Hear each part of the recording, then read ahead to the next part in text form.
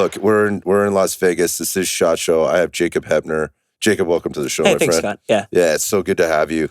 We were able to put this thing together. I was so excited. Like there was a little bit of, I'm not sure if we're going to make it, happen or whatever. And you came in and here we are. So thanks for taking time out, man. Yeah. We, this is my second year at SHOT Show. My first year was last year, and I came for legitimately 24 hours for Magpul. And so I didn't have anything on the calendar. I was just showing up, just doing Magpul and then leaving the next morning. And then I quickly realized when I came here this year for Under Armour, Magpul, a couple of companies, your schedule is gone. Yeah, your minutes like in a day. So when you were like, hey, want to do a podcast? I was like, well, I can fit that in. I'm like, look at my calendar. I'm like, I can't fit that in. We made it work. So there we go. Yeah, man. So like I said, I'm super appreciative. But let's talk about that real quick. I mean, let's talk about the partnership with Under Armour just as of late. I mean, it's kind of big news. I saw you make that announcement. You're here, with them this weekend. I have lots to talk to you about. We have a little bit of again, going back time schedule. Yep. We're going to try to cram a lot of stuff in for you. But let's hit it and I'm a CrossFitter, do everything for time. Exactly. So boom, we're on the clock. Talk to me about what's going on with Under Armour. Yeah, so Under Armour came in as the title sponsor for the Tactical Games in 2023. This will be their second year this time on a title sponsorship. So it's the Under Armour Tactical Games, as you've seen. Yep. I think it's really cool from the perspective that you see a name brand come in. Because like in the past, you've seen companies that are title sponsored events that are companies that are already in the 2A space, right? We had Ballistic Advantage. We had some companies that were already in that space. So it's nothing like surprising, if that makes sense. Mm-hmm. But when you see a household name come in and sponsor a sport, not only a sport, but now a sport that has guns in it, you're like, okay, this is cool. It's moving up. Because I'm sure someone in that company was very cautious. Put their neck in the line. Yep.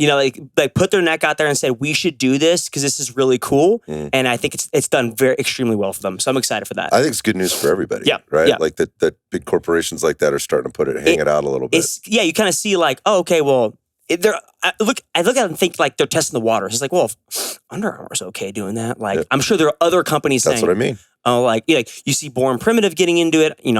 Nike probably never will, but you see a lot of companies that will probably be like standing back and watching and thinking, okay, it worked out well for them.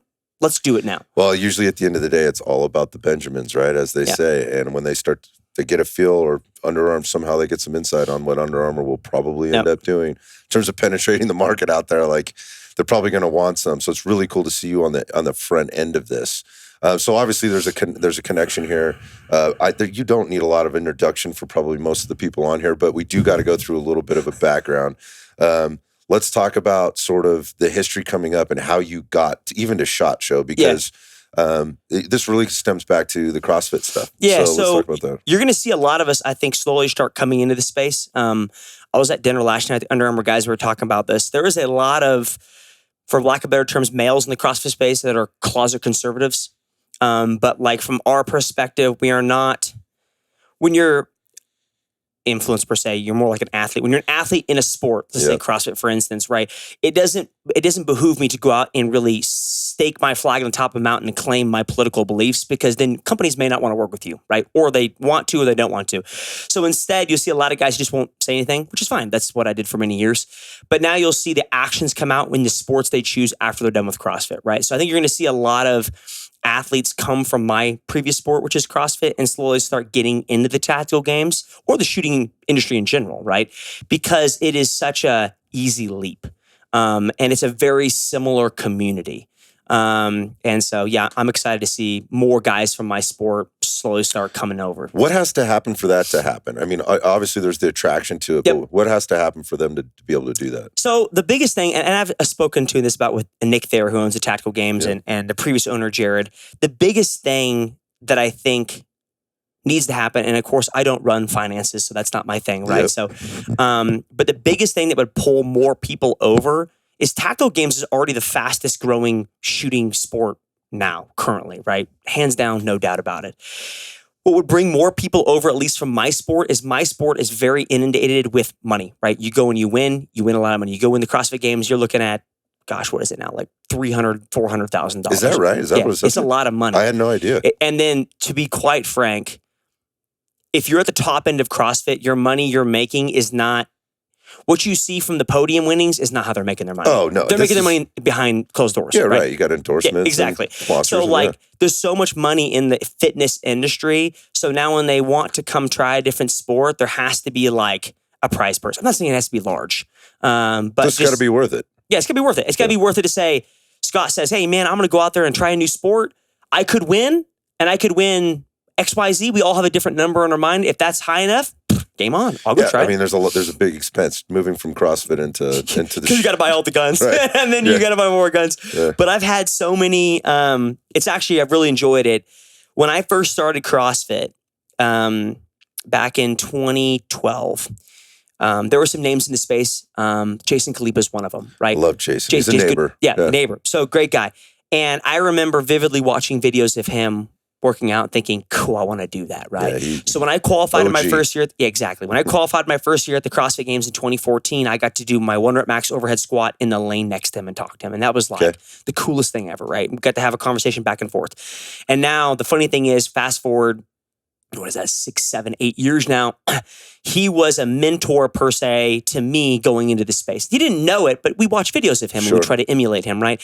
And now it's switched, right? He's trying to get into the shooting industry, and now he calls me and I get to do that. So that's been a really cool journey. I can't imagine. It's really cool. So but there's a lot of guys in the CrossFit space that are going to slowly start coming over because, number one, when I first started deciding I was going to compete in the CrossFit Games, the tactical games, you think, oh, I have a gun. I know how to shoot a gun. Right. You don't, bro. You're not even close. You suck. Yeah. And so it's just overall, it's a good skill to learn. And the CrossFit, the space itself prides itself on the unknown and unknowable and learning new skills, right? Well, shooting is just an athletic endeavor when it comes down. It's hand-eye coordination and movement.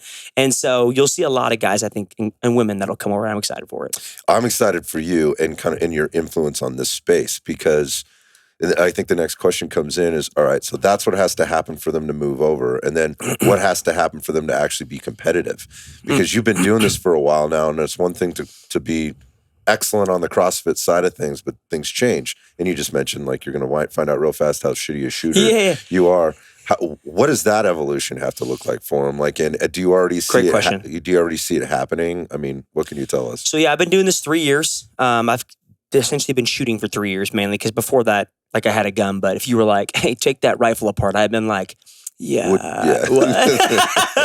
This rifle's 2 parts? Right. Out of the bag or the box? Or the guys that I still compete with still joke about the fact I showed up to my first competition and scope mounts backwards. Scope's not even zeroed. I don't know Jack freaking diddly. Like, it is so bad. Was it that bad? Oh, no. You know Sal Hernandez? Yeah. Okay. So, first one I show up to. Yeah, Sal's down in San Antonio, right? Yeah, San Antonio SWAT. So I show up my first one in Utah. Again, I don't know my left hand from my right hand. And I show up. My rifle's not even, I don't even know if I thought I zeroed it. Yeah. Like, I don't legitimately know. Looking back, I should have thought about it. There's a YouTube video somewhere. Yeah, some crappy YouTube video. So I have my rifle zeroed. I show up, and Sal is a guy next to me zeroing his rifle. And one of the guys next to me goes, hey, you should ask him. Like, he's a really good shooter. And Sal's a phenomenal shooter. And so I walked up, and I'm like, hey, man, do you think you can help me zero my rifle? And he, dropped everything he was doing, zeroed my rifle. Now, I will say, I didn't hit Jack Diddley that weekend. Wouldn't have mattered. So I don't know if he screwed my rifle up or not. That's awesome. All that to say, it is definitely a 3-year, long process. Now, am I to where I'm at now? Absolutely not. I'm not the best shooter in our sport, in the tactical game. Not even close. But it takes a lot of time and effort to get there. So what I've allowed some of the guys and girls in the CrossFit space to do is I've always put out just a note to some of them that I know personally, like, hey, if you want to come learn to shoot, I've got a piece of property in Kansas City. I'm 30 minutes from the airport. You can take my truck. I have a range of my property in a gym. Come, I'll teach you how to do it. Mm-hmm. I'll teach you how to do it as it relates to our sport, right? I'm not going to ever pride myself to be like, hey, I'm a great firearm instructor, but I can teach you how it applies to our sport and how to go home and train for it. And so I've already had quite a few guys and girls come to my property and come learn, which is fun.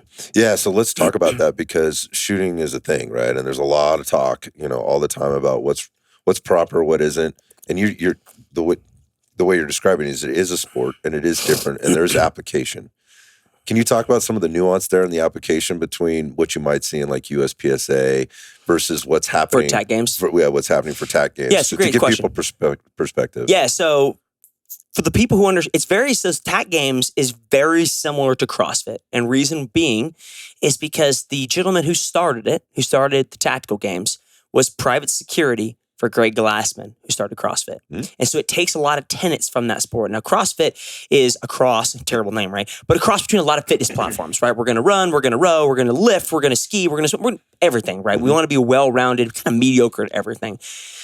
The tactical games kind of goes along that same tenet, right? And so we do 2-gun stages, we do long-range stages, we will do USPSA only, kind of pistol-only stages, carbine-only stages, but then we have our own flavor of stages that no one else does, whereas like for a biathlon-esque, right? Where now we're going to take your rifle or pistol, we're going to be shooting very small targets at distance, and we're going to be doing it with a high heart rate, or a heart rate that you deem is appropriate for you to take those appropriate shots. And so very similar to a biathlon perspective. No penalty laps, but it's usually, hey, you finished the workout, Scott, pull your target, look at it, say, hey, you missed 10 shots. That's 10 seconds per miss. It's 100 seconds to your time, and that's your total time. So that's kind of the difference. Whereas USPSA, we're going to be shooting, 2 on paper, usually, hopefully 2 alpha, alpha, Charlie, whatever. We do stages like that. So we pull from a bunch of different sports. The beauty of what the tactical games is what I quickly realized is when I started the sport, I was only training for the tactical games. And what I realized is we do USPSA and 2-gun and long range. I realized I have to go out and do these other sports. So the beauty of what we do that's different than other shooting sports is you don't go to mini shooting state sports like a USPSA match. They're like, hey man, we're going to have a 2-gun match. You should also go do that, right? They're really going to pitch their sport and try to keep you there. Whereas for us, it's like, you want to get into this sport? Do everything. Go do everything. Right. And then come back because you'll be a very well-rounded shooter.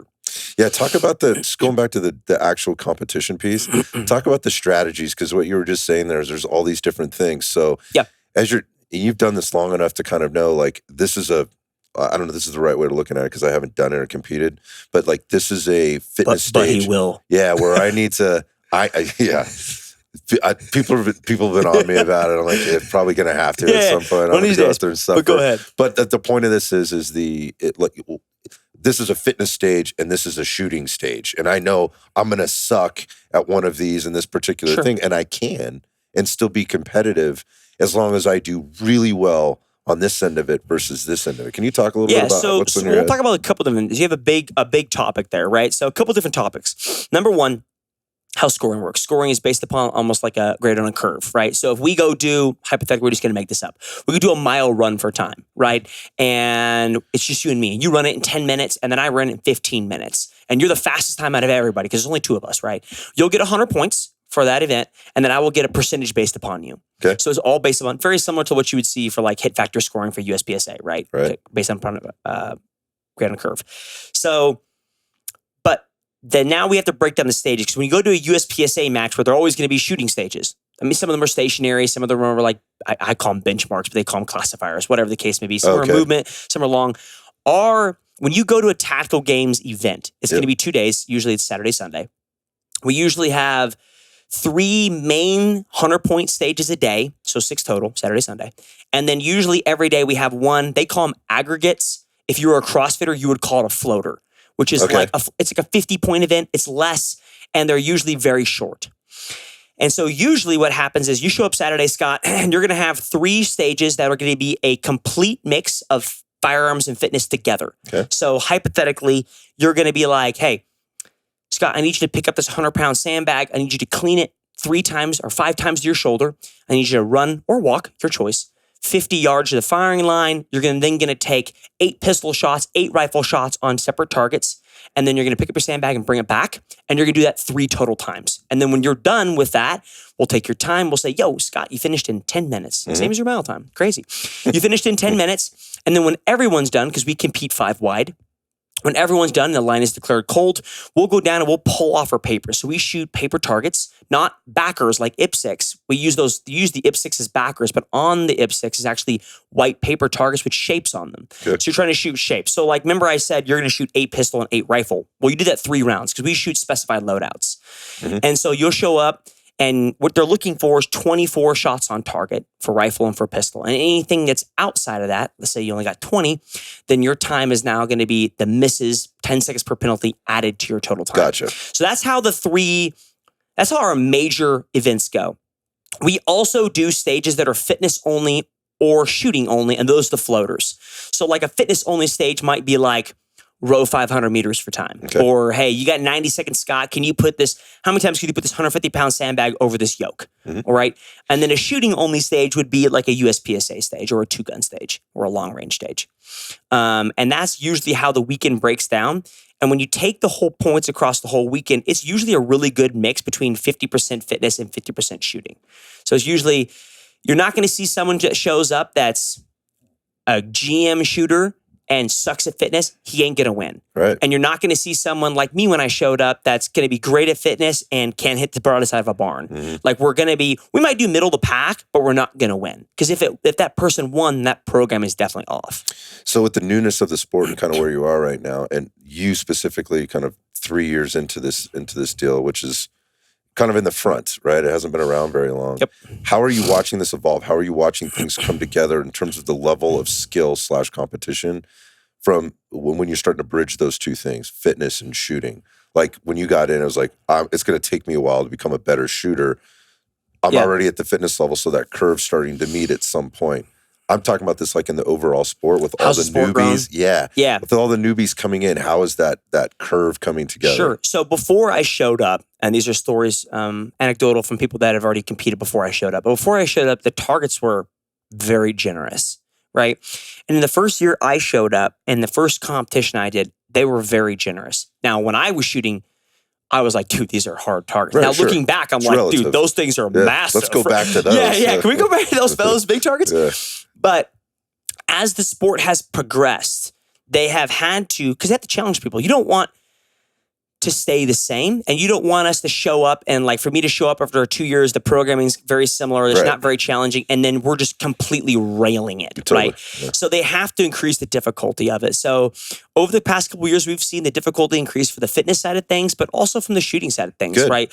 We have also, so we're shooting implements that you'd see at any probably level 1, level 2 USPSA stage. We'll shoot spinners, we'll shoot rifles out to 700 yards. Like we will pretty much do anything and everything. And that's the beauty of why you should go out to, large USPSA matches or PRS matches and learn these things to bring it back. Because we're not just going to be always shooting paper targets at 50 yards with a rifle. We are going to do that, but we're going to do other things too. Right. So has anybody figured out the formula yet in terms of like how to prep somebody for the, So when you look at it, if I was like that stage I told you about, I said, hey, you're going to do 5 sandbag cleans, you're going to run to the line, or whatever you want to do with the sandbag, shoot 8 and 8, run back, and that's one round. You can do it 3 times through. If I told you to do that and I said, hey, Scott, I want you to do this, and you start doing it, and you shoot perfectly. Let's say you don't miss a single shot. You probably worked out too slow, right? And then the other thing can be said, which is what I did when I showed up. Because remember, I come from a fitness background. So what do I want to do? I want to freaking smash the fitness, right? And then just see what I can do. I shot like complete crap.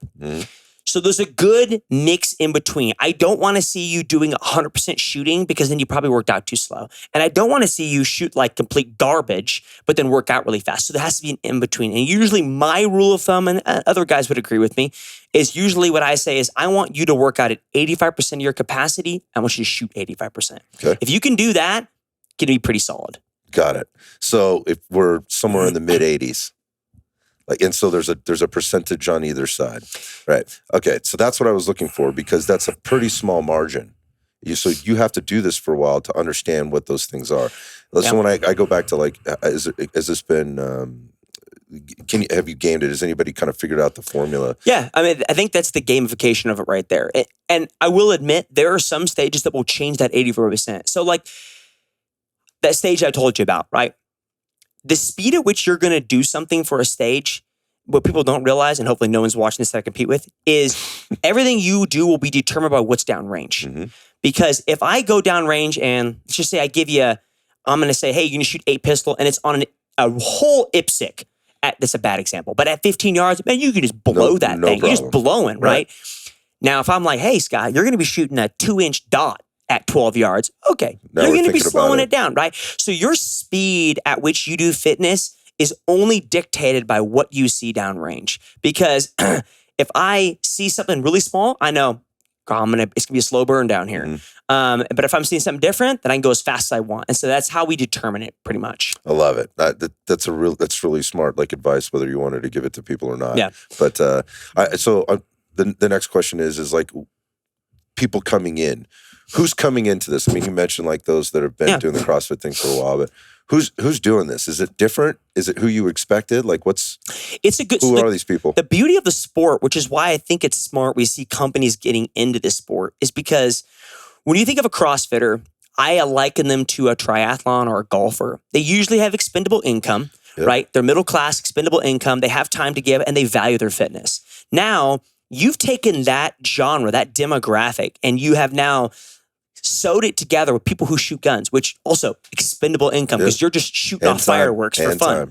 So now companies, I think, look at this and say, okay, we've got two different genres that we've married together, people that have expendable income that just want to and value fitness, value nutrition, value their health and lifestyle, but are also competitive. And so I think that's why you see so many people come into this sport.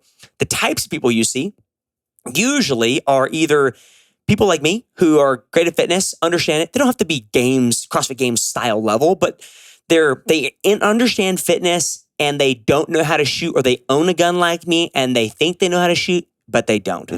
And then you have the other side of the field, which is people who are have guns, very good at shooting, and want to get better at fitness. That's usually pretty much the two groups of people you see. That's a big group of people out there. Yeah. That is a massive market. Yeah. Massive market. What's surprised you most about this as you've come into it? And I don't mean that maybe like, I think that's a very broad question.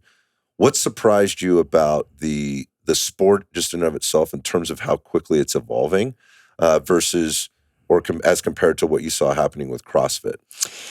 Yeah, so I don't think TAC games, I would love to see it, believe me, because I get to be at the front end of the sport, right? Like what I view it as like, I can join a sport from the very beginning. Think of like you were able to be rich for running when CrossFit started kind of thing, right? And anybody could, but it was so accessible. Yes. So the difference is the accessibility. Tactical games, I don't think will have the ability to grow as fast and as quick as CrossFit because of the accessibility and because firearms are just going to be limiting. Will this create an issue for CrossFit? No, I don't think so. I mean, it's just different, right? The fitness we're going to be doing, I always compare it to CrossFit, and I hope people don't freak out and think I'm going to be going there and doing toes to the bar and shooting a gun. Like, it doesn't look like that. The movements we do... I think that's good that you said that. Yeah, because I think people think it's CrossFit. The joke I always make is, if we did actual CrossFit, I would win by the largest margin ever because we're not doing actual CrossFit. We're not doing toes to bar and muscle ups and handstand walking. We are doing... Going back to Sal. Yeah. Sal can't swim either. So we are doing very non-subjective movements. When you watch CrossFit, we have judges. And I'm going to watch you and I'm going to say, hey, you're opening your hips. You're not opening your hips on a deadlift or a squat, or you're not locking out the top for muscle ups. And we have to have judges because we do a lot of subjective movement patterns, which is fine. And it's repetitive. It's repetitive. I mean, there's a lot of movements, but yes. TAC games, we don't have any. We don't have very many subjective movements. It's very simple. It's like if I took you to a dirt range, what are we going to do for fitness? Probably going to push a sled. We're probably going to like get a sandbag and run. We're going to run. We're going to do some shuttle sprints. Climb over some shit. Climb over some stuff. And it's all stuff that's very easy to be judged. It's like, did Scott get that sandbag over? You either did it or you didn't. Yeah. So we do, how it actually works is when you show up and your squad's going, again, we compete 5 wide. So you're going with 4 other guys and you shoot and then you clear it. You're done. Everything's cleared. You go pull your target. You go lay your gear down and then you are actually judging for the next squad behind you. Oh, okay. Now, again, you're not judging. You're mainly just counting and making sure they know what they're doing and they're doing it right. You're not saying, oh, you didn't open your hips. Because as soon as that happens, you can't have fellow competitors doing that. It gets weird. But yeah, TAC games is not CrossFit meets shooting. A lot of people say it is. You don't want that. You don't want that smoke because it would be, I would love it, but it wouldn't be fair. Yeah, that makes a lot of sense. It's functional fitness in a dirt field. Actually, I've heard this before. Yeah, I mean, I've probably been guilty of comparing it to like when people ask, wait, tactical games. Like, hey, it's kind of like CrossFit with guns. So it's not actually a bad comparison. It's bad because what I don't want to happen is people say, oh, it's CrossFit meets guns, so I have to do muscle ups. It's not. But CrossFit can still benefit you to get ready for it. Sure. That's what I did. Now, are there some things that are Probably not going to be applicable. Sure. Are we going to do pistols, one-legged squats, pistols? We're going to do muscle-ups? No. But is body awareness and gymnastics and the ability to explosive power from a snatch carry over to tag games? 100%, Absolutely. 100%. But we're not going to do a snatch. Right. So how does the training differ? Like, let's talk about the training program and how you do things throughout the year, in terms of getting ready for the games, but just staying fit, getting in the shooting, getting in the fitness, all that stuff, because it's very different going back to the prep stuff. Yep. And me asking you the formula about, like, has anybody ever figured out, like, exactly how this should look? I think the answer to that question is going to be, well, that's always going to depend. On the person. But for you, let's talk about you. Yeah, so I'll give a generic answer first, because everyone, I think, should be following the same pattern. And then the specificity should come in on the day-to-day. Like if you and I both decided we're doing tag games tomorrow, we've never done it, we should be approaching it a little bit differently, but overall, it should kind of look the same. I'm with you. So GPP concept is a lot of people, when they jump into a sport like this, immediately want to go overly complicated. Same for USPSA. They immediately, instead of working on the basics, they immediately want to jump three rungs past and do something more complicated. I want to do running and gunning and shooting a move and transitions. It's like, okay, how about you just work on your draw? Pump the brakes, and bro. the grip, right? Yeah. And so for the TAC games, it's very similar. Yeah. People think, okay, well, if we're going to do 3 100-point stages per day that are fitness and shooting, then I need to train fitness and shooting combined. Now, I fell into that trap in the beginning.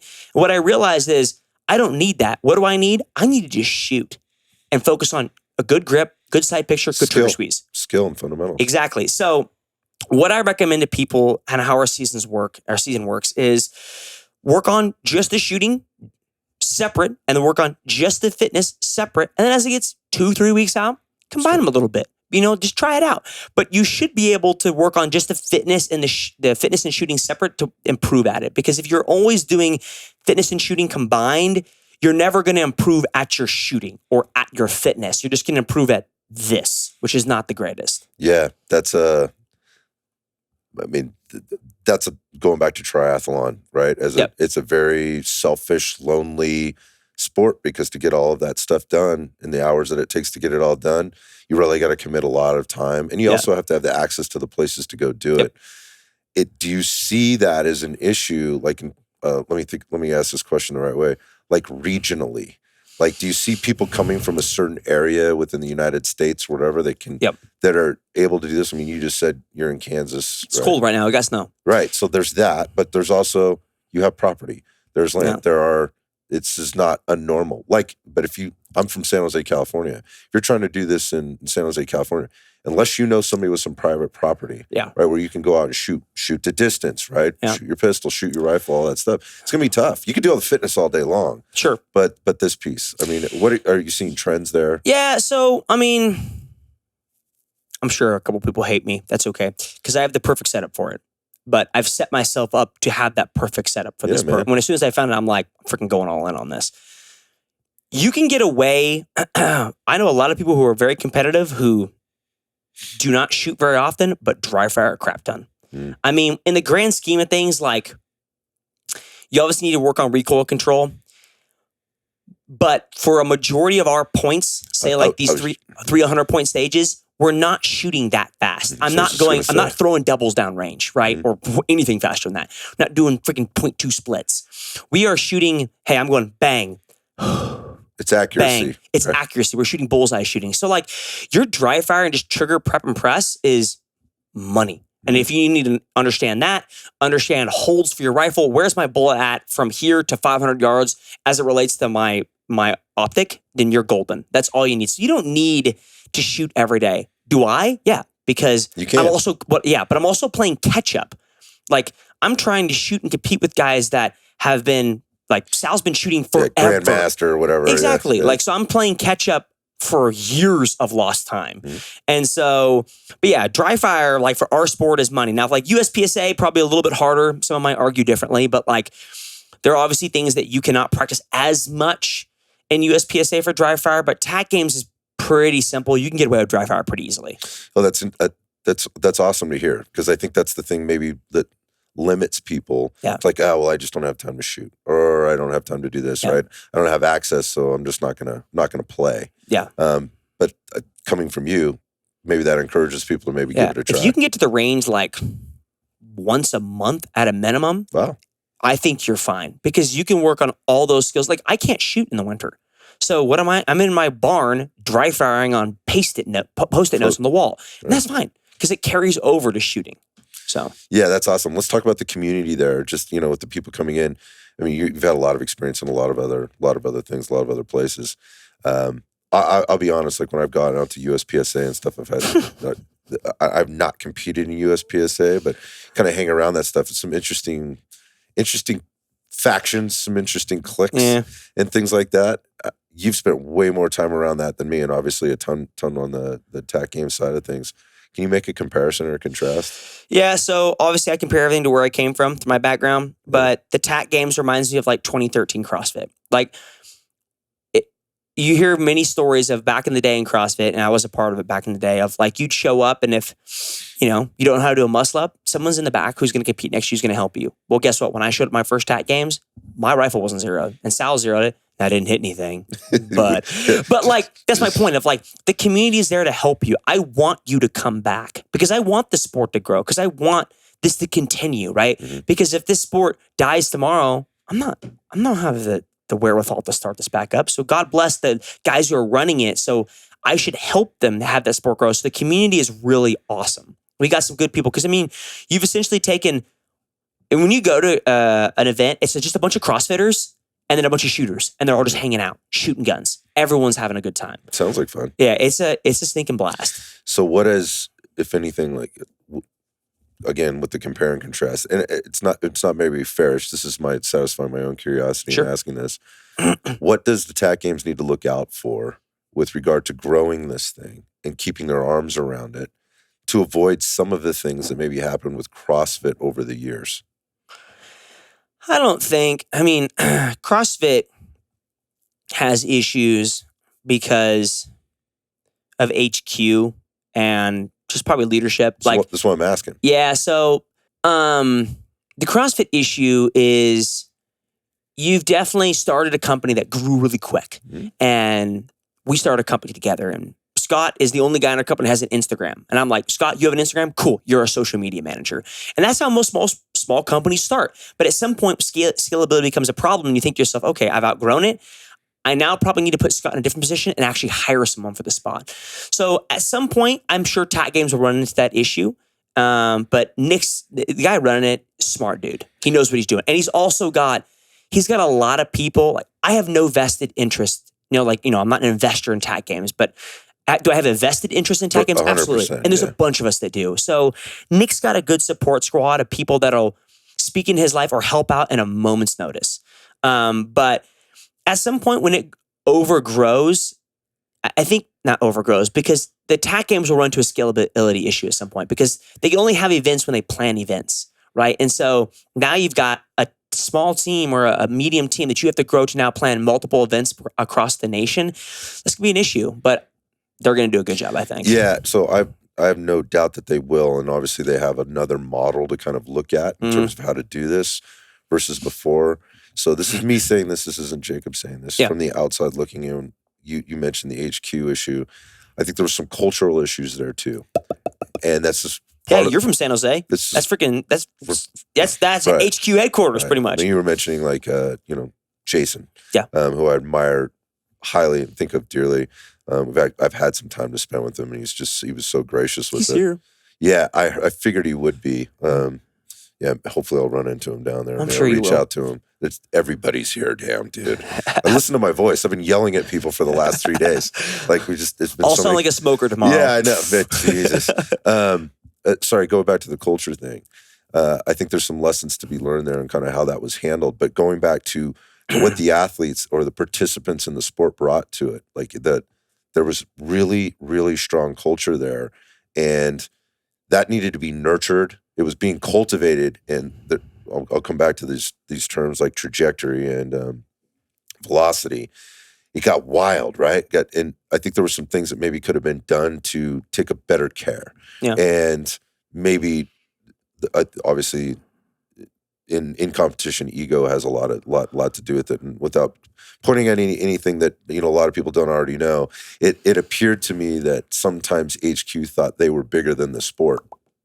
Yeah, and that's the sport was there because the affiliate owners. Yes, and so in the grand scheme of things, Nick's got a great company. Yeah, but if all the athletes decide not to show up, there's no company. Right. It's the same thing for affiliates, right? Like there's no CrossFit games, no athletes show up. There's no CrossFit, there's no affiliates. And so they need to really, they're still having the same problems in CrossFit with affiliates. So, I mean. That's also the fitness business, right? Yeah. So it's like feast or famine and everybody's trying to get some. So going back to like the trajectory and the velocity of what's going on, it appears that obviously the tactical game is very, very, very popular right now. And you're a huge part of that. I mean, people look up to you as a hero in the sport, and you're an awesome ambassador for it, right? Thank you. Again, like you don't get paid by the tactical games as an affiliate or whatever, right? Because you think about it, it's like, if I can be with the sport in the forefront in the beginning, but help them grow, it's awesome. Everybody wins. Yeah, everyone's gonna have a good time. I would love in 10 years look back and be done. And be like, dude, this sport is dope. It's got doper in 10 years. So how do we keep it that way is my question. So going back, like with CrossFit, there was the affiliate program, right? Anybody could open one of these. And that was the beauty. It was also a double-edged sword. But ultimately, in the end, the cream started to rise to the top. And then I think the cultural issues ruined some things. That's neither here nor there at this point. I'm just looking at TAC games going, can you have a TAC Games affiliate? They do. Right? And what does that look like? Yeah, so they have, essentially what it is, and I am not readily a part of this, so take my words with a grain of salt. But they have a skirmish program. And how the skirmish program works is, let's say I have a range. I mean, it's not an actual range, but whatever. I have a range in Kansas City, and I love TAC games. And there's a lot of people around me that also love TAC games. I can essentially sign up to run skirmishes at my range, and TAC games will give me programming, help me design it, give me advice. Maybe they would prefer if a range had done a competition before or understands it. Hosted something. Yeah, they host it. And then TAC games will promote it and they'll help you out with it, recommendations. And so it's very similar to an affiliate concept. And so they do they do skirmishes all the time, like Staccato Ranch. They're all over. They have them on their website. They do skirmishes all the time. And their skirmish is essentially a 1 day, not as competitive. Like a TAC game is a 2-day event. Competitive, there's a winner at the end. A skirmish is like, Scott, you never done before. Show up. It's for fun. The people next year are going to be helping you out during it and giving you advice, whereas TAC games is not. It's competitive, but it's not really. It's like an on-ramp, but a competitive on-ramp that's course. A good way of putting it. Yeah, that's a CrossFit term for it. So they have skirmishes across the nation already. So that's kind of their route into that concept of the affiliate program. Okay, so the next part is the games piece, right? And how going back to comparing the other thing, it exploded, right? And there were games that everybody knew. I mean, they were everywhere. And then you didn't have as many athletes, and they had to maybe scale back a little bit and scale back a little bit more. Where is the sport right now in terms of the games, like the game schedule? And, going to these competitions and where it ends up at the end of the year. Like, how's our season work? Yeah, but I'm talking about the growth of this. Like, it seemed like before it was fucking wildly out of control, Jacob. Like, when I mean with CrossFit, it was like, all of a sudden there was a couple hundred people. Next thing you knew, there's a couple 100,000 people. Like, literally overnight. Like, how do you scale? How do you control this or nurture I don't know that answer. That's a tough thing. That's not a problem that I obviously have to source or help out with. But I know one thing they're changing. So we have nationals every year in November, beginning of November. It's always in Texas because it's very local to them. It's easy to get to, usually in North Austin. And so this past year at nationals it was at Staccato Ranch. It was huge. And it was because when you go to the CrossFit games, you only have teens, masters, the regular people, the elite, what do you want to call them, and then teams. So teens, masters, age group, whatever. When you go to the tactical games, you've got masters, intermediate division, tactical division, elite division. You've got teams. Like, it's almost too much, if that makes sense. So what Nick has decided, which I'm sure people have grumbled about, not enjoyed it, but it's a good decision, I think, is he was limited by what he could do this year in terms of a spectacle of fitness and shooting because of how many people he had. Think of like Wodapalooza. Wodapalooza is a big CrossFit competition, and they vouch themselves on community. They're a big community. Well, because they have so many people there, they can't do that much. I think Nick came into the same issue. So this year, I believe they dropped intermediate. I think they're only doing like masters and elite, maybe tactical or occupational. I'm not sure. So he's dropping it. So he's making a smart play where it's like, okay, let's show the best of the best. Let's kind of showcase this. There's still a crap ton of other competitions to go to. They're just not going to my knowledge, not going to have intermediate at nationals. I think it's a good thing. Yeah. I mean, it gives somebody something to strive for. You can control it a little bit. And when I say control it, I mean, some people may look at that as a bad thing. It's like, you're trying to keep people out, you're gatekeeping, you only want the best, this is a boys' club, all of that stuff. Or you can look at it and go, no, we're trying to maintain the continuity and integrity of what it is that we're trying to provide. What are we looking for? Yes. So like that CrossFit has run that issue a couple times where it's like, what's the goal of the CrossFit Games? To find the fittest on earth. Right. So like if your goal is to find the fittest on earth, then all decisions you've made for the CrossFit Games should always point back to that perspective. So at the end of the games, you point at one person, male and female, say they accomplished that task. So Nick has to ask himself the same question of saying, hey, what are my goals at the TAC Games? And then how do I get there? Now, nothing wrong with having masters, nothing wrong with tactical. I think it's a good decision. I'm sure people don't like it, but also remember, we have like 12 other tactical games events throughout the whole year. Yeah, go do that. Yeah, go do that. I do them all the time. There's only one national. So hey, it's a good decision, I think. Yeah, not everybody gets to win. I mean, at that level, is my point. Yeah. We're going to give you an opportunity to do it in this way, but at your level, it's a different deal. And it should remain special. It should remain that way. Otherwise, I think it easily gets out of control. Then it gets weird. Yeah. Because then it's like, well, how come he made it and I didn't make it and I wasn't given the same opportunity? And, well, this guy should really be in it, but he had this thing, and so we have to work around that versus, no, there's a clear path to this, and this is how you get there. I think that's important. I'm really so you've given me more insight on this than I ever could have imagined, and I was hoping you could do that because from the outside looking in, I think, and I have to be really honest with this, I've had some conversations with some people who are deep into both sides. I was kind of waiting for the other shoe to drop on this one. I was going, well, we'll see how this goes and see if they can keep it together and whatever. And it's been so positive to watch it move in the right direction. You know what I don't get, and I'm not that intact with the whole thing, but I don't get that there's a lot of drama. What I see is there's always going to be that, but I don't see the outside bullshit that I've seen in the. Again, it's all these affiliates. They could be literally across the street from one another. And you guys are all trying to do the same thing. We're all trying to work together here. But there was this constant battling going forward. And you know what? I don't really see that. I don't know what the culture's like. So, there. I mean, let's not even compare CrossFit to this sport. Let's just talk about other shooting sports. Period. I've been to shooting competitions where I have lost all respect for men in my squads and being like, you're a straight up grown ass baby. That's what I was saying at the beginning, and I've been around these things where I'm like, you know what? I don't want to go spend 8 hours with a bunch of fucking assholes. No. Sorry for my language. Yeah, it's just... You guys are dicks, man. Well, I mean, in the grand scheme of things, I think, I'm a male, so I only speak from male perspective. I think every male should have something to compete in their life. It doesn't have to, you don't have to be elite at it. It doesn't have to be athletic. It could be, I enjoy playing chess in the park, or I enjoy bowling, or I enjoy TAC games, or I enjoy whatever the heck it is. But you need something in your life to compete at. And I understand, but when we go to like just PCSL matches or whatever matches, and you're just complaining as much, it's like, dude. Why are you even here? You're not even here to win. What are you complaining about? Like, you're not even that good. Who gives a crap? There's no money on the podium. What are you complaining about? Right. So, and the beauty of our sport is there's still like, we still have issues with scoring here and there. That happens in every sport.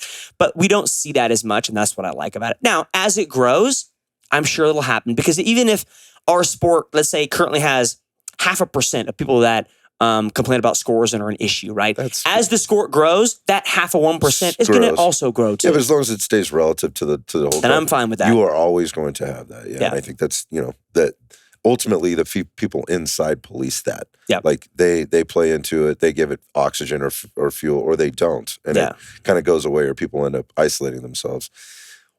So just going back to the growth, like we saw CrossFit go like international. What's going on with TAC games? Yeah, I don't think you're gonna be able to do that. That's so tough, man. Why?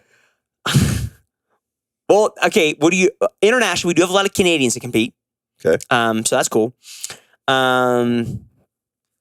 How that dude up there is trying to take away all the guns up there. Yeah. We're trying to do that. They show up with Canadian rifles. I'll tell you that. I seen a couple of rifles. I'm like, how the heck does that rifle work, really? man? Oh really? Yeah. Or, I mean, a lot of us will show up with multiple backup rifles. So when people show up and they're like, "Hey, I'm coming from Canada, so I have a backup rifle." Yep. My rifle will get used multiple times that weekend by different people. Oh, that's cool. Yeah. So we swap equipment all the time, but not swap, but share.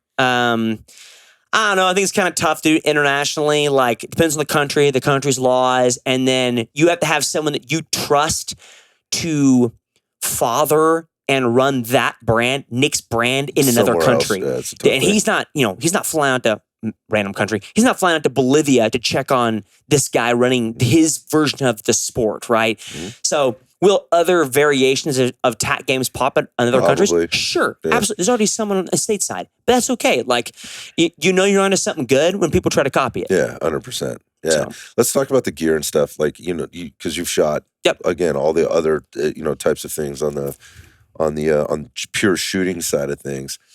What can you teach me about what I would need to come equipped with if I was walking into the games? Like, because I think you talked a little bit about the money and the things that maybe there's barriers for entry on everything, but on this one particular, because you're going to need some stuff to get started, and I think that might intimidate or overwhelm some people. Yeah. So what I normally tell people is, come with what you got. Like, you might show up to your first one, Scott, and you've got a rifle. Let's assume you already have a rifle and a pistol on the belt. Okay. And you show up at the first one. So these are basic things. Yeah, I'll cover it in a second. Yeah. Okay. So you show up at your first one and you've gone out and bought Gucci gear for it, let's just say. You show up and you hate it. Well, now what are you going to do with your Gucci gear? Right. Like, what a waste of your money. So instead, hey, you've got a stock Glock in your house and you've got a Bushmaster rifle. Money. Show up. Show up and you'll learn what you need when you show up there. Or the best other option, what you do for a lot of people is they'll shoot to my property. They'll bring their rifle and no pistol, and I'll be like, you don't need that, and just take things off their gun. We run very slick equipment where we don't put a whole lot of crap on it at all. Mm-hmm. So, basic necessities. Obviously, pistol, 9mm, you can run 40, but most people run 9. In terms of what you can run on the pistol, I've seen everything. You see anything? We all are going to run red dots this year on our pistols, so you don't have to run irons anymore. You can, but you don't have to. Well, that was a requirement before. That was a requirement in the past for certain divisions. Okay. So like USPCE. Yeah, exactly. So, but it was a requirement for the division you were in. So, like, if you were in the elite division last year, you had to run irons. Now, we took a democratic vote. All the athletes voted last year at Nationals who qualified. We voted to have red dots allowed. Smart. So, yeah, kind of cool. The target's going to get a lot smaller, but whatever. But this goes back to keeping it pure, but also like narrowing it down to what are we really trying to do here. Yeah. I think most would agree. Like, not that you can't shoot irons. I shoot irons sometimes, but look, the red dot thing is here. It's arrived, and it provides some. I'm glad that I learned on irons though. And instead of going with red dots. Same. Because if I go back to irons, I'd be like, do what with the what? I don't disagree with that. I don't think there's going to be a lot of argument with that. But at the end of the day, like, red dot's going to give you some help, right? Yep, and if you're trying to find the best, the fastest, which is part of this, the most accurate, it's going to be helpful. So you should be doing that at some level. I get it. So anyway, I mean, honestly, though, I would argue, for argument's sake, because I'm here for it. Let's argue. I would argue I can be more accurate with a irons than I can with a red dot every day of the week. Only because, and this is, I wish I should have had a target with me because I could have shown it. So, like, hypothetically, let's say, piece of paper. You're going to make a lot of people mad right now. Yeah. I got a big piece of paper. Okay. And we shoot certain targets that are hard to shoot because your optic or what you're putting it on will cover it up. So if we shoot at distance, let's say we're shooting a triangle. Okay.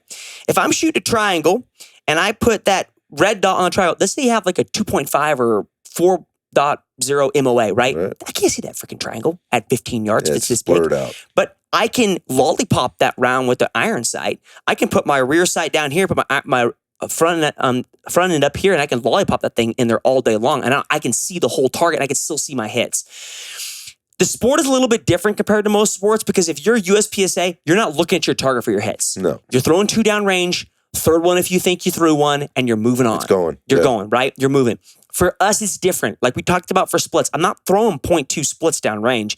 I'm going to throw good, accurate shots on target that I know. And I'm okay looking over my sights to see my target to make sure I'm hitting it, because it's going to be confusing for some people, but depending upon what fitness we do will absolutely change your pistol shots downrange. Rifle's usually pretty fine, but if I was like the workout we talked about, we did sandbag. You're doing sandbag, and let's say you only shot pistol, okay? So you're shooting your pistol, you got a good grip, you're shooting pistol, you're doing fine, whatever.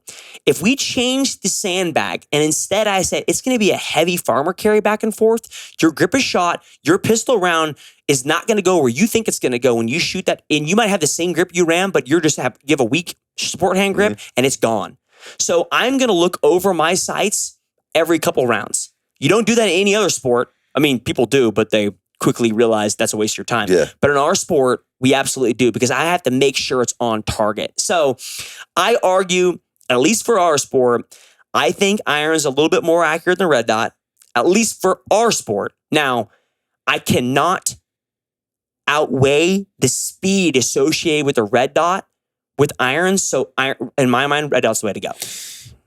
Okay, so just at the end there, I didn't know you were going to come back. I am competing in red dot this year with a red dot, because while I think I can be, let's say, 3% more accurate with irons, I can shoot 20% faster with red dot. Yeah, so there's your answer. That's my answer. There's your answer. Now, I still think you shoot that. If I was only going to be shooting no speed stages, only accuracy, depending upon the target downrange, I would consider irons. Gotcha. A very slim front sight. Gotcha.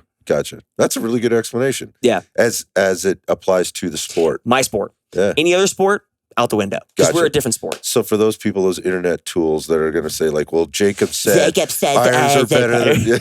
He did not fucking say I'll send you my address. You can send me giraffe poop in the mail. It's fine. Just send it anonymously. All right. So go back to the equipment stuff. So essentially we got off on a little bit of, got off on the red dot thing. Pistol. You got a red dot on your pistol. Yeah. Can't run this super, super extended magazines. Other than that, you're golden. Run any pistol you got. Right? I've seen, like for instance. What's the craziest thing you've seen? It doesn't get super crazy.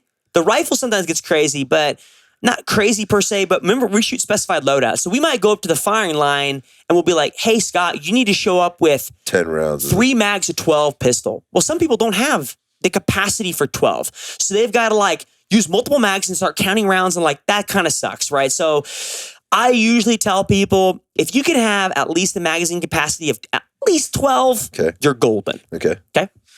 Rifle, 223, 5.56. You might be able to shoot different calibers, but that's just going to be everyone's shooting that pretty much. Okay. We can run offset red dots this year. So in the past, we could not run offset red dots. We couldn't have any powered magnification, only on our main. Okay. So in the past, you would see people show up sometimes with a 3x with the flip up or a 1x with the flip up magnifier. First shooting out to 700, 500 yards, that's tough. You're holding in people space. People can still do it. Yeah, I can. But the beauty of what you want more magnification for, which is what I preach for, is if we have to shoot paper at 100 yards, you aren't going to do max magnification when you're shooting that paper at 100 yards. But you want, in your first couple rounds, you want to make sure point of aim is point of impact, or your hold's right, and then back it off and lace it. You just want to check it. You're like, I'm good. Okay, cool. I'm going to lace it back to where I think I'm going to lace it at. That's the only reason why you'll see people run a higher magnification. So because that a couple of years ago, past years, honestly, the king, I think optics are going to be LVPOs, right? They were 1x10s, 2x10s, whatever the case may be. That's what they're going to be running. Now with our ability to run offset red dots or 1x's on the side, you're going to see a lot of us run. I think I'm going to run a 3.5 to an 18 this year. Interesting. I'm going to run higher magnification only because now at 200 yards when we shoot paper, I can see hits. I know I'm good, and then I'll back it off and just shoot the same spot. Real quick, only in the first round I'm going to shoot pretty much, or the first firing sequence. Oh, I love that. So, and then on the handguard, you see people show up with all sorts of crap. I run it slick. Yeah, why you don't need lights or lasers? Yeah, you don't need lights and lasers. Don't need that. That's right. But some people will run barrier stops because we shoot a lot of barrier. I think it gets in the way. If you have to come in and out of a barrier, just learn how to C-clamp. You're golden all day of the week. Do we run a sling? That's pretty much it for the rifle, right?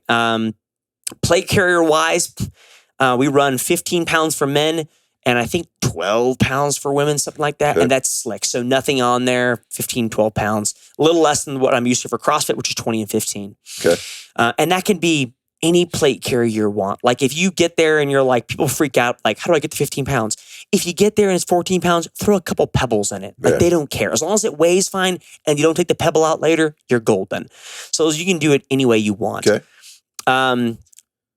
Belt-wise, obviously pistol, you can do first level retention, but because we do so much movements and running, it comes out. It could come out. Yeah. So go second level. Just, sanity factor, go second level. You can do third level if you want. Your draw time isn't a factor. Yeah, right? Exactly. Like that workout we talked about, like you're not dropping the sanity bag and then drawing and loading and shooting.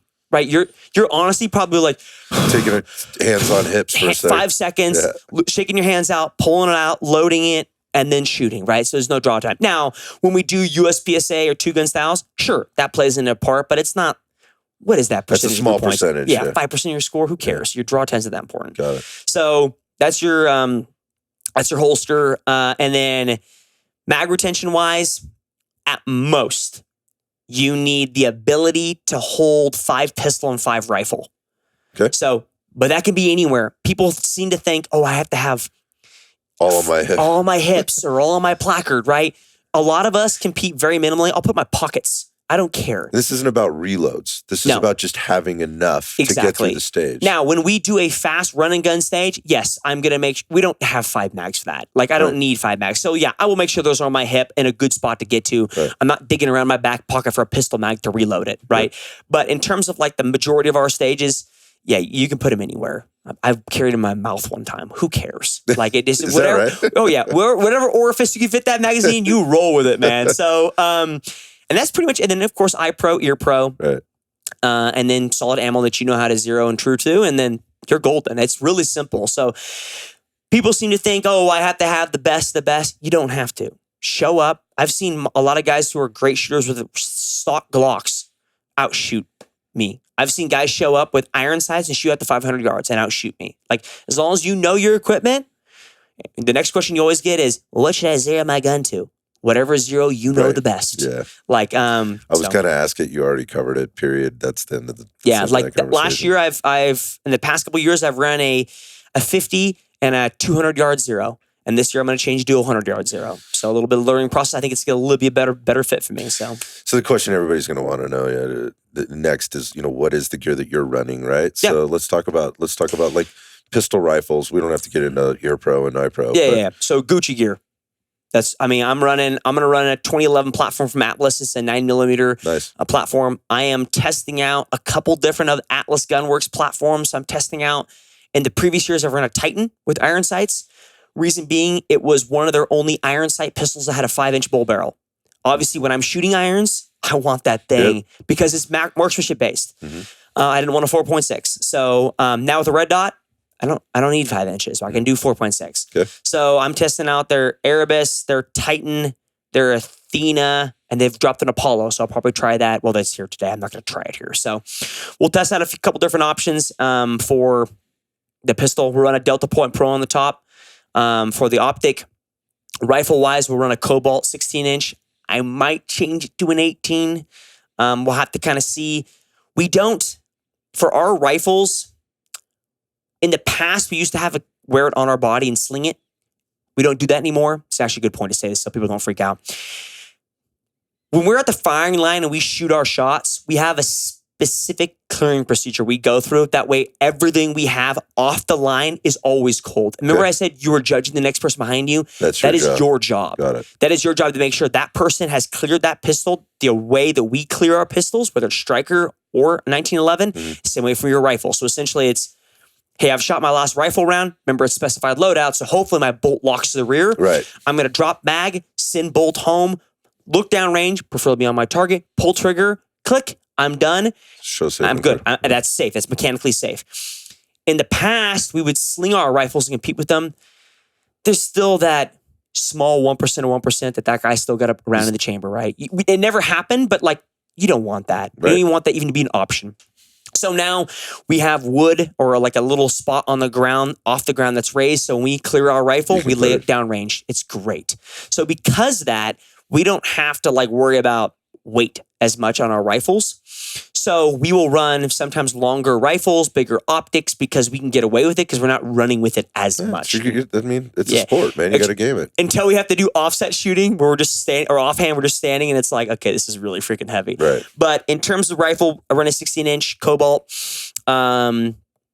And then on the top, I'll run a 3.5 to 18 Leupold Mark V. And then offset optic, I'll run a Delta Point Pro. Ammo-wise, I'll shoot a 147 grain for the pistol, just because it's cycles better on that pistol. And a little hotter. Yeah, a little hotter. Rifle-wise, I'll run a 75 grain. I'll run a 75 grain for anything past 100 yards. Anything closer, any two-gun range, I'll run a 55. I'm not gonna burn my barrel out shooting heavy ammo at a close target. Gotcha. So these are considerations with as much training as you're doing and I've done a 55 grain, a bunch in the beginning, and then when the first time you see your round just go, you're like, okay, like I'm over this. Right. And so that's pistol, that's rifle. That's pretty much, and then belt's just the regular G code, whatever. Yeah. Gotcha. So I mean, you're breaking it down. Everybody's going to want the answers to those questions. So we see you training a bunch. Like, so let's just talk about like where we're at right now with your own training and what's going on. Like, it's winter. It's winter. It's cold. There's snow on the ground. Yeah. Like, what's life look like out there on the farm for now? For Jake Heppner? So I'm obviously working out in the bunch at that barn. I got a barn on my property, fully functioning gym. Pretty much, it's not a commercial gym; it's just a private gym. But I have a lot of people come in and train. I'm actually competing in early May in a fitness and archery comp that is very similar to TAC games. Had no idea those existed. They don't really. It's like the second year they've done one. It's through. You ever heard of supplement company First Form? Yeah. First Form puts it on. It'll be at Frisella's range down. You would be doing that. Yeah, so they're in St. Louis. So they're like 44 hours away from me. That's fantastic. So they essentially had a large archery competition, fitness and archery combined. Think of like, do a bunch of burpees and shoot an arrow, and then do it 4 times through. We shoot a target, and that target plus our time is scored. Very similar to TAC games. So I'll do that kind of final championship in May. I'm not good at shooting a bow, but I'm really good at it. Yeah, but it's something different for me, you know? Yeah. And so right now we're shooting a lot of bow because I can shoot that indoors. Inside, yeah. Do a lot of dry fire. When it gets warmer, I can shoot outside. But I normally take a long off season. I don't compete. A lot of guys will compete really quickly. I take a long off season to fix things. One of the things I'm not good at is long range shooting. So I need to fix that. And so there's a lot of things I have to fix before the season starts. How's the body? Fine. Yeah. Yeah, the fitness in TAC games is not, like, people will complain at the end of the weekend, like, this is really tough. I'm like, the CrossFit Games was there to beat you down. It was a spectacle where it was like, I'm a gladiator in a ring. I'm going to try to survive these 4 days and to win. Mm-hmm. And so the TAG games will never be close to that in terms of fitness. So it's not that hard compared to, it's as hard as you want to go. Because again, remember I said, I'm only working out at 85%. Mm-hmm. So it's not like I'm getting done the weekend being like, I am toasted. Mm-hmm. So let's talk about all the other things that are going on. So when we sat down, we sort of talked about Under Armour and whatnot. I mean, you're a professional athlete. This is what you do. You train all year long. You got any other endeavors that you're working on? My wife and I are entrepreneurs at heart. And so we own a lot of different businesses all over. We got some fun ones to talk about, some not fun ones to talk about, fun ones to talk about. Let's talk about that. Fun ones. These are the ones that are a lot easier for people to understand. We live kind of out in the middle of nowhere, not really, but out of town. And we hated driving our stinking dog in to get a groom done. They have mobile pet grooming vans. Mm-hmm. And we got him to come out one time. It was awesome. It was convenient. Could never get him to come back out. We're like, okay, we should just start one up. So we own multiple vans. We are part of a franchise, but we have 2 vans in Kansas City. They're mobile pet grooming vans called Zoom and Groom. How's this going? Dude, it's the easiest thing ever to sell. It's so easy. The funny thing is we realized, a couple days ago, I'm not a big sports guy. My wife told me this, but one of the starting Chiefs receiver uses his dogs. Oh, is that right? Yeah, Rashid Rice, I think is his name. I don't know. He's a client you didn't know. Yeah, didn't know. Didn't know a couple days ago. So, we have 2 vans that work. We have like 5 to 6 groomers. No, I don't groom the dogs, obviously, but 5 or 6 groomers that are in the van that drive around to house. We have a general manager that runs it, and then we own it and operate and take care of the whole thing. So that's the fun. That's one of the fun, understandably fun companies. But then we also own I own an online nutrition company, right? Online fitness company. I also am in the tech space. I've bought and sold companies in the tech space from software, and also work part-time for a bunch of software companies. And then my wife does a bunch of neighborhood magazines. She's an entrepreneur by heart too, inside Kansas City. The reason I asked is because I'd gotten a sense, and hadn't really heard all the details, but I'd gotten a sense that, I mean, if anybody hasn't met Jake and they've hung on this long, like that, you're an Energizer bunny. You know, you really are. So people seem to think the joke is the joke in the TAC games. Jared Halbert and I are good friends. He used the previous owner of TAC games. Great shooter, great athlete.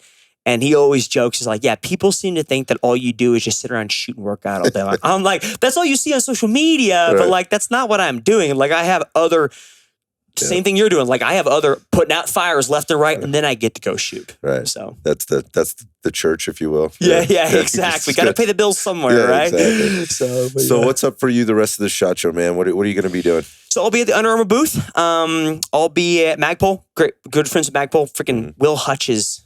Have you met Will Hutchinson? Nope. Dude, get me. I'll do just awesome guy. I'll be at Leupold booth. So I signed with Leupold. We'll be announcing that over the next couple days. Oh, congrats. Yeah, that was awesome. They're a good company. I've met him. I've known them from the Special Forces Charitable Trust, like a celebrity shooting competition I've done for many years. Met them through there. And then I'll be at the Atlas booth. I'll be just walking around, doing podcasts and stuff like that. Yeah, I heard, when we sat down, I think we were off air still. Actually, the wife is here. She's hanging out with you too, and I don't know what she's doing. She's doing her own thing, you know? I totally get it. Yeah. I mean, you're a busy dude.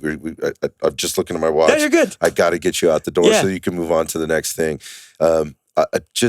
Maybe I could ask you this, man. What's up? That we sit down and do this again some other time and talk about some other stuff. Well, you're in San Jose, yeah? Yeah. So I've still got family in Willow Glen.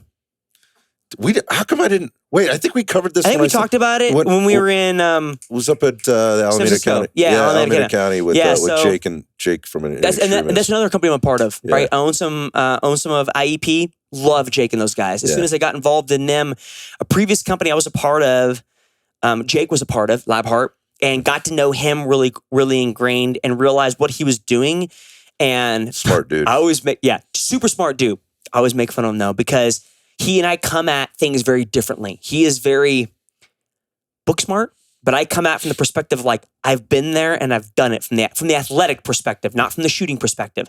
And so I was able to weasel my way to be able to work with him and to be able to coach at some of these places and to bring my expertise when it comes to the gym and how it relates to the range. And so I've really enjoyed that because we get to go into Alameda County, like we met you, other SWAT departments, other TTPOA, and go in and teach, our true nation's athletes, right, in terms of protecting our nation, and to teach them and say, hey, you probably got taught crap when it came to a power clean or how to do fitness, how to do nutrition, how to do movement in general. Let's take that and fix that as it applies to your job. Right. And so I've really enjoyed that. Just let us help you. Yeah. Let's just go watch a few things happen. Yeah. I was able to experience that for a day. It's very cool. The interaction, the level of respect is a different type of attitude that I've seen in a lot of other, say, law enforcement, just shooting courses, because this was not just shooting. No. This was the human performance meets the shooting. It was probably 40% only shooting. That's correct. Because most of the time it was like, hey, Scott, you're going to shoot, but you're going to move before you shoot. Right. Like, I'm going to make you move a crap ton before you get there. And so it's really cool because the team we're a part of, we're all subject matter experts in different areas. I don't come from shooting. Right. Sal Hernandez is on there. He's a San Antonio SWAT. We have people from just all different walks of life that are able to come in and blend and create a platform, a program, and a company that really, I think, is, as you've seen, is growing because we teach things differently. Really strong. It's gained a lot of respect, and people are starting to take notice and understand what it is you're doing. They're still trying to figure it out because you guys are coming at it from all different angles, and it is somewhat novel as compared to it's not the tactical games. It's not USPSA. It's not PRS. It's, what is this? What is it? Where is it? And it's been fun to watch. Yeah, I've really enjoyed it. So that's another random company. I know. Sorry. So we're just getting away, and you run in a million different directions. I got to get you out the door so that you can move on to the next direction. But I just want to thank you for the time that you spent. We'll do it again when I'm in San Jose. Yeah, you got to come through. You'll come out. Tommy Marquez, Sean Woodland, names you recognize? Yeah, of course. Yeah. Lauren Khalil. They're going to come out to my property and shoot for TAC games. Is that right? Maybe if I know the date. If I know Let the date, okay, game on. You come on out. I'd love to come. Sean and Tommy and Lauren called me a couple days ago because they're at Wadapalooza, and they were like, "Hey, you want to come out and teach us Yeah. Because I was like, you can go to a camp or you can come to my place and I'll just teach you. They were like, hey, yeah, we want to come out February 1st. I'm like, no, you don't. I was like, it's so cold, you California guys. I can tell you right now, I'm not coming there in February. So but next that's a hard time, no. I think when they pick a date, I will make sure to let you know. Bring all your gear out. We'll shoot. We'll do some fitness. We'll have a blast because I have a great group of people on my property. I appreciate that, man. Thanks so much for your time. Yeah, man. Today, man. Absolutely. Take care. Appreciate you having me.